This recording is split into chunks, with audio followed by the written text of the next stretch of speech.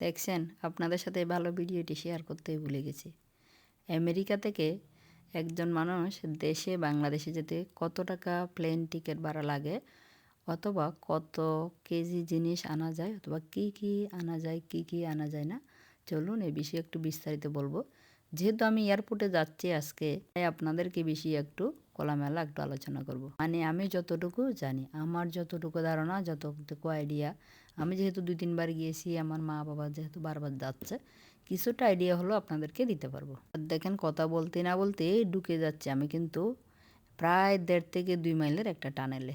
এই টানেলটা কিন্তু আমি আপনাদের জন্য 3-4 মিনিট ধরে ভিডিও করে নিয়েছি, কিন্তু 3-4 মিনিট আমি একটা শুধু টানেলে ভিডিও নিলে আপনারা হয়তো বোরিং হয়ে যাবেন।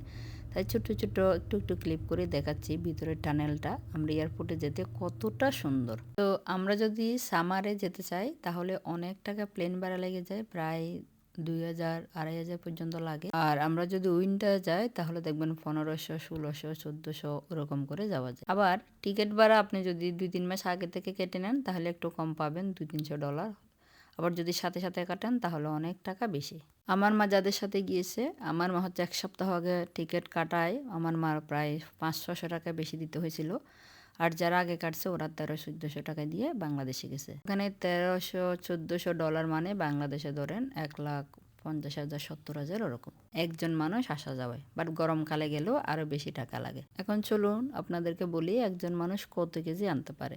যখন আমেরিকা থেকে বাংলাদেশে যায় আমরা একজন 54 কেজি করে নিতে পারি, মানে 23 কেজি করে 2টা লাগেজ আর একটা হাতে 8 কেজির একটা লাগেজ নিতে পারি।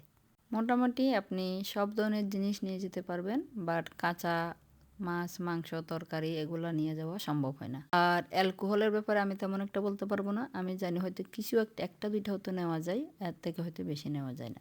আর একজন পার পারসন $10,000 করে সাথে নিতে পারবে। আর আপনি যদি একটা লাগেজ এক্সট্রা নিতে চান তাহলে $240, যেটা আমি চার্জ করে দেখলাম। কারণ আমার মা যাওয়ার সময় আমি চিন্তা করলাম এক্সট্রা লাগেজ যদি এক্সট্রা দিই তাহলে কত লাগবে। আমাকে দেখাইছিল $240 দিতে হবে, তাই আমি আর দিই নাই। যাই হোক, আপনাদেরকে বিস্তারিত বলতে বলতে এদিকে আমার মা চলে আসলো। ভিতরে গাড়ি এখানে মানে রেখে যাওয়া যাবে না, যেহেতু পার্কিং খুব লিমিট। তা আমার বাবা গেছিল ভিতরে আর আমি এখানে গাড়িতে বসেছিলাম অয়নকে নিয়ে। বিদেশ থেকে কেউ এসে গেলে আপনার মানে পিক আপ করাটা হচ্ছে খুব আনন্দের, বাট বিদায় দেওয়াটা হচ্ছে খুব কষ্টের। আর এদিকে অয়ন তো অনেক খুশি দিদাকে পেয়ে। গত 3 মাসে প্রত্যেক দিন একবার হলো দিদার নাম নিয়েছে, দিদা কোথায়, দিদা কখন আসবে। আর আমি দেখেন কত স্ট্রং ব্যাগগুলা ক্যারি করতেছি। এখানে কিন্তু বেশিরভাগ জিনিস আমার, অবশ্যই আপনাদেরকে শেয়ার করব, সময় পাচ্ছি না তাই শেয়ার করা হচ্ছে না। এই ভিডিওটি অনেক লেটে শেয়ার করছি, আমার মাস প্রায় 2 সপ্তাহ এখন আমি সময় পেলাম না।